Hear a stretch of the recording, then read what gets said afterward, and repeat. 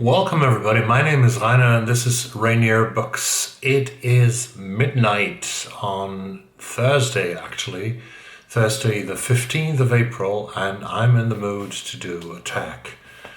I'm in the mood to do a tag video on Tag Thursday, which is not the real day to do a tag, but I'm in the mood. So this is the Moody Tag, actually, by Britney from Slanted Spines. Go to her channel, I'll link it down below.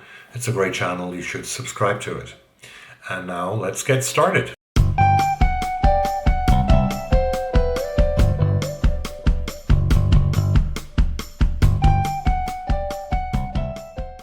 The first question is, do you consider yourself a mood reader? No, I don't. I think I'm not a mood reader. I read in any kind of mood. I don't have to be in the mood for reading. No,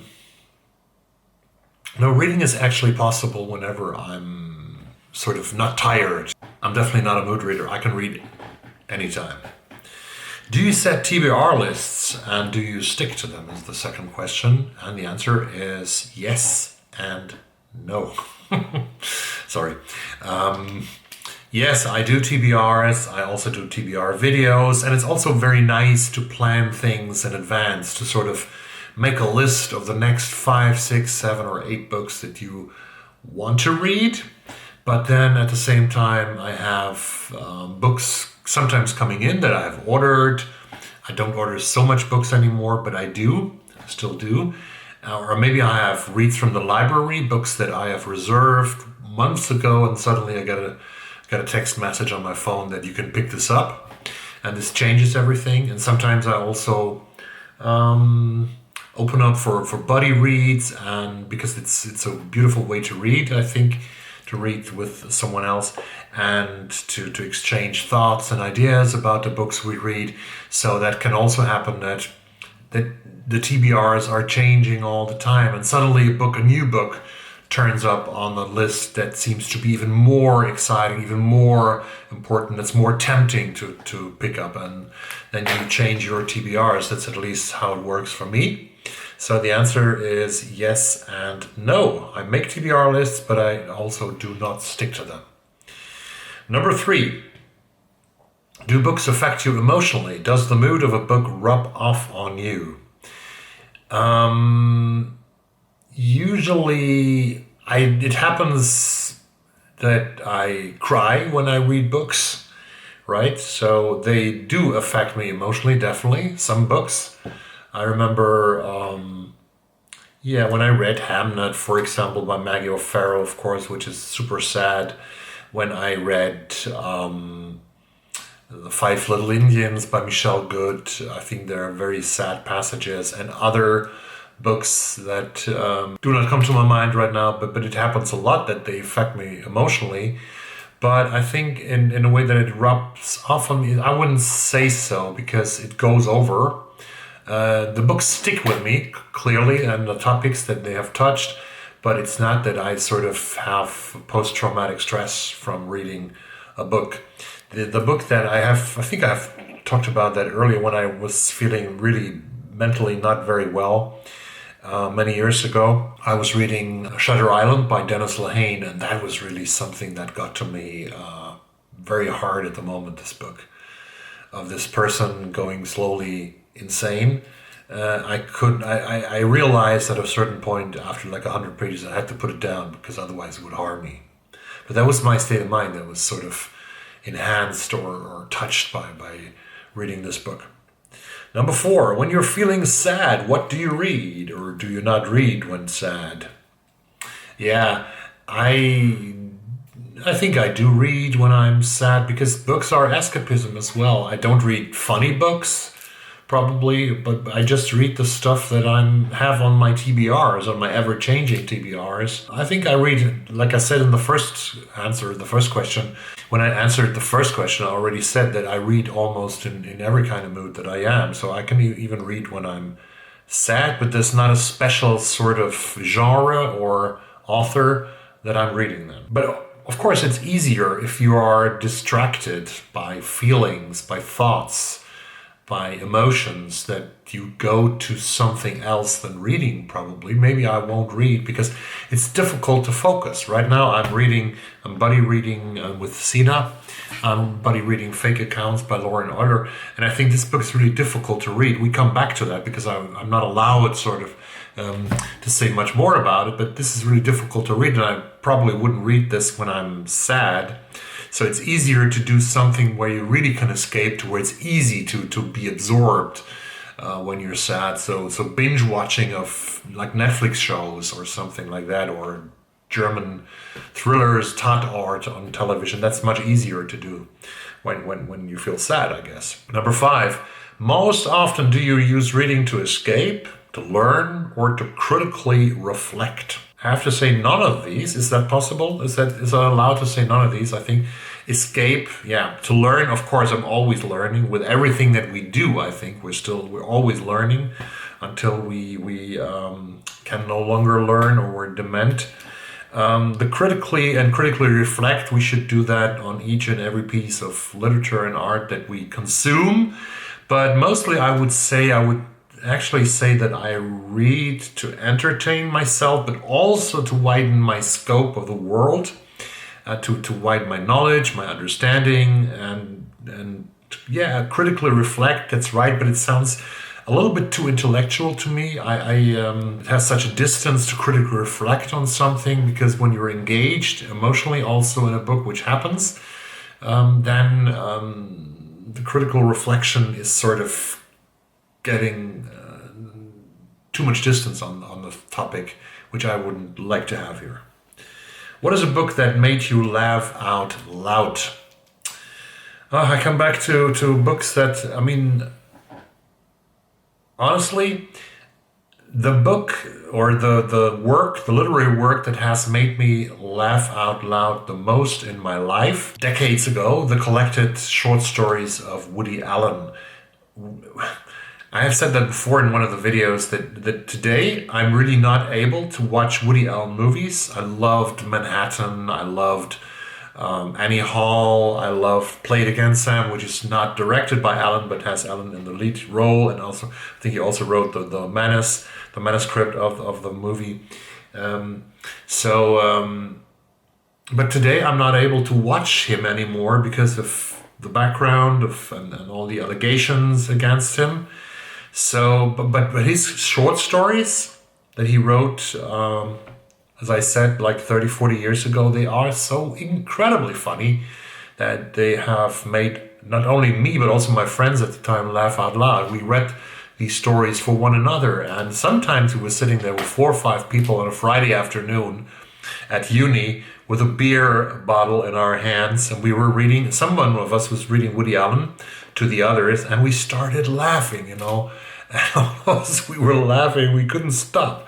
This was really, it was definitely the work that made me laugh the most in my life. Completed or collected short stories by Woody Allen. Number 7, what is a book that has made you cry? Or if you don't cry, one that really moved you? I also cried, another book that I cried when I read it was Ocean Vuong's On Earth We're Briefly Gorgeous. There are some very moving scenes when the grandmother dies, for example. That is such a gripping scene that made me cry. And how he describes it. Also, I think there were some episodes, some scenes, and the winner of the Scotiabank Giller Prize of 2020, Suvankam Tambavongsa, how to pronounce knife. There were some things of Laotian immigrants to Canada that really got me. You know, so it happens quite often. Books that made me cry. I think I read about like 10% of all the books. I read a lot of sad books, a lot of sad stuff. Right now, I'm not doing that, but there is a lot of sad stuff. Shuggie Bain is on the list for the Booktube Prize, and I heard it's a very sad book. I read the beginning of it, but I haven't finished it yet. Question number 8 is, what is a book that you didn't even know how you felt about? Do you mean, Britney, that a book that sort of leaves you totally, completely cold, and that you can develop any emotions reading this? I have had those books, and One of the books I am not allowed to mention this right now, but because it's also on the BookTube prize. There is one of the books on the BookTube prize list that I just have to read until the end of May. That has sort of. I could also name Ruman Alam's, the poor Ruman Alam. His novel "Leave the World Behind," which was hyped last year, is a novel that didn't give me any kind of feelings. I didn't know what to feel about it. Number 9. Are you more likely to read on a sunny day or a cloudy day? Doesn't matter because I have a very strong sun influx here from the window. Sun is pretty strong when the sun shines, and also when the light is up, because this house is standing sort of free, and I'm living on the 4th floor. But so it doesn't matter. I sometimes I don't know if it's a sunny or cloudy day because we're sitting inside because of the pandemic mostly. So it doesn't matter for me. Sunny or cloudy day, it doesn't matter. Number 10, do you usually set the mood when you read? Music, lights, smells, etc. No, I don't. I like to have a cup of tea. Sometimes I like to drink a glass of whiskey, very seldom. But Japanese whiskey, but also a good scotch. Right now I have a good scotch here. But the music is something that I really can recommend to you. So if you haven't done this before, some novels give us a lot of music because authors use certain pieces of music to describe the atmosphere of a certain scene. You have this very often Michael Connelly's thrillers about primarily about Harry Bosch, the LAPD, former LAPD officer and inspector. Harry does listen to a lot of jazz, to Thelonious Monk and stuff like that. And he puts on certain things. The same with Peter Robinson and Alan Banks, also thrillers. They use a lot of music, but there are other authors that have a lot of music. And sometimes it's really nice to sort of look for that particular music that you're reading, that your protagonist or characters are just experiencing in the novel or in the book you read, and then put it on Spotify or YouTube or wherever you can find it, and just listen to the music at the same time as your characters listen to the music in the book. That is really something that I really like. And if you like Michael Connelly, there are lots of playlists because Michael Connelly uses music a lot when describing atmospheres, and it's nothing. I would love to stand there one day in Los Angeles, California, above the city where Bosch is living, and he's looking down at the city, from his window, from his living room window, and the lights are out, and he sees the glittering city beneath him, and he listens to Thelonious Monk or something, and I would love to stand there once and listen to that myself, and that would be a great moment, actually. Number 11, and that's the last question already. Can you leap from book to book, or do you need buffer time between them? Yes, I can leap from book to book. When I finish a book, I pick up the next one, and that's already also something beautiful to do, because I love to get to the next work, to the next author, to the next world that I can sort of immerse myself in. If a book is immersive, then it's really a great thing to sort of, next one please.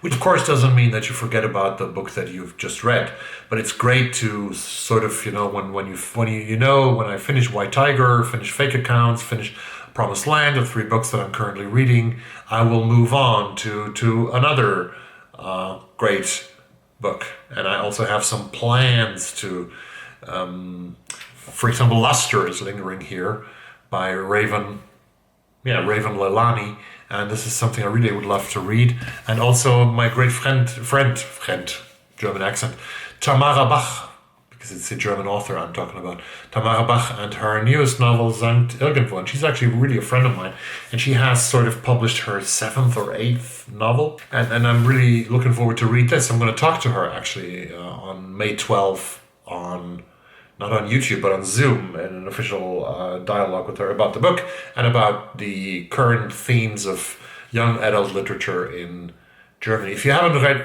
read Tamara Bach, please do so. There's some books of her are available in English. Her first novel, which she wrote in 2001, I think, is called Girl from Mars. and it was translated into English, and even in America. She's one of the greatest young adult authors living right now.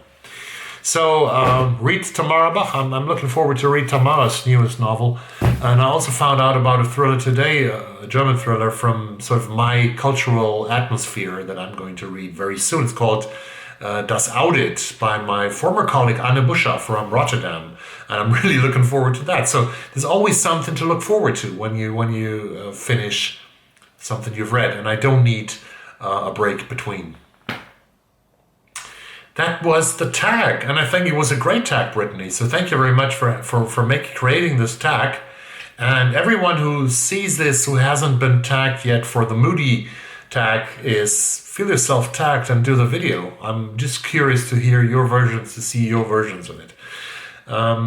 It's Thursday today. Thank you very much for watching this video, and I hope to see you soon on Sunday when it's time again to do another wrap-up of week 15.